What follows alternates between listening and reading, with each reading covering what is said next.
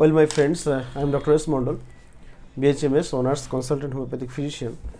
Today I want to share with you a new case of severe cough with expectoration which is aggravated on lying down, especially at night.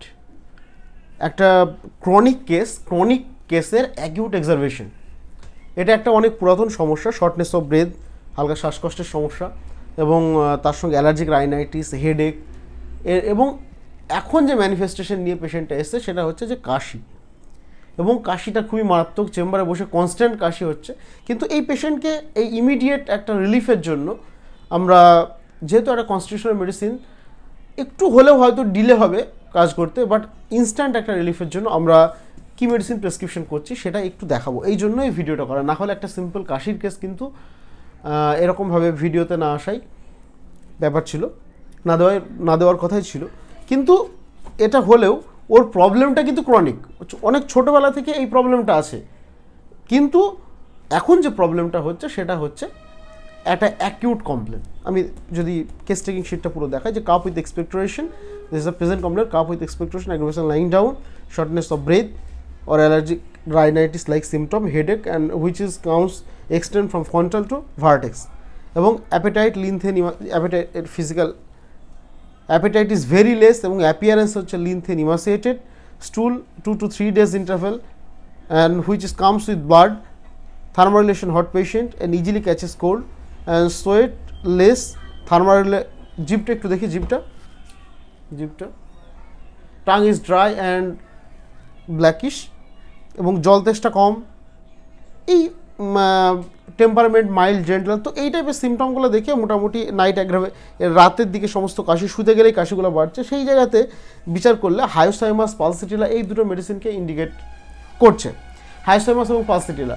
তো এখানে হায়োসাইমাস এবং pulsatilla prescription না করে আমার practical experience আমি দেখেছি, there is a nosode, there is a name of the nosode is pneumococcinum. এই pneumococcinum কিন্তু এই ধরনের কাশির ক্ষেত্রে দারুণ ম্যাজিকের মতো কাজ করে। আমি সেই নিউমোকক্কিনাম প্রেসক্রিপশন করছি, একটু কমে গেলে তখন পুরাতন যে সমস্যা যেগুলো পুরো একদম যাতে গোড়া থেকে ওগুলো ভালো করা যায় সেই ব্যবস্থাটা করব।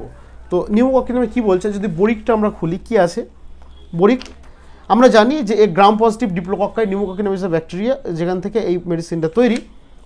সেখানে কি যদি রেসপিরেটরি সিমটম আমরা দেখি, this A sensation of a feather like in throat, গলায় একটা কি আটকে থাকা মতো, বললে তো এই কথাটা, এবং ওর এতটাই কাশি হচ্ছে যে কাশতে কাশতে বমি করে ফেলছে, এবং যতক্ষণ না কাশতে কাশতে বমি হয়ে যাচ্ছে ততক্ষণ শান্তি হচ্ছে না।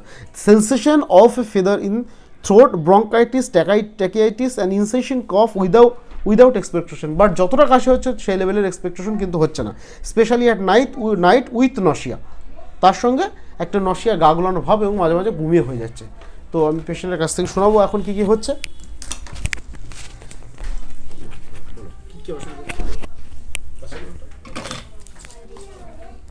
রাতের দিকে কাশিটা একটু বেশি হচ্ছে,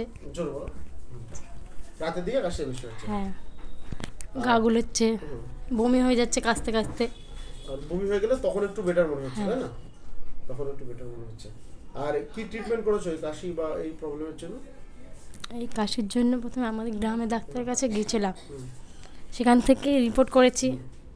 হ্যাঁ, রিপোর্ট পত্রগুলো আমি দেখাচ্ছি, বলো তুমি। সেখান থেকে রিপোর্ট করেছি, রিপোর্ট দেখাতে এসছে এখানে। ঠিক আছে, তো দেখা যাক তোমার এই সিভিয়ার কাশি 2 সপ্তাহ পরে আবার আমরা দেখছি। হ্যাঁ, ইয়ে করে দেখো খুব তাড়াতাড়ি রিলিফ হবে। বলবেন আপনি কিছু? বলেন একটুখানি, বলেন একটা কথা। ছোটোবেলা থেকে এই সমস্যাটা এমনি পাঁচটার মতন ছিল, তারপরে বড় হয়ে আবার এই কাশি ঠান্ডা মাঝে মাঝে লাগে, দিয়ে আবার দেখাতে এসেছি ডাক্তার, দেখছি আমি খুব তাড়াতাড়ি এই যে রিপোর্ট পত্রগুলো যদি একটু দেখাই, রিপোর্টগুলো একটু দেখো, রিপোর্টগুলো দেখো। এই যে সিভিয়ার এই অ্যালার্জি লেভেল অতটা হয় না, একটু আগে যে কেসটা শেয়ার করলাম ওটা ওনার দিদি ছিল, বাট অ্যালার্জি লেভেল মোটামুটি যেটা 160 আপ টু নর্মাল, সেটা 2500, 2500, 2589 বা 2589 ইন্টারন্যাশনাল ইউনিট পার ml, এবং দিস ইজ দ্য হালকা উইকলি রিয়াক্টিভ আছে, উইডাল টেস্টে টাইফয়েডটা, glucose level, blood glucose level বা সুগার নর্মাল, এবং this is absolutely normal, CBC manageable পত্র। তো এই ছিল সমস্ত কেস, কেন নিউমোকক্রিয়াম প্রেসক্রিপশন করলাম এবং এর ফলো আপ কি অবশ্যই 2 সপ্তাহ পরে আপনাদেরকে শেয়ার করবো। Thank you everyone.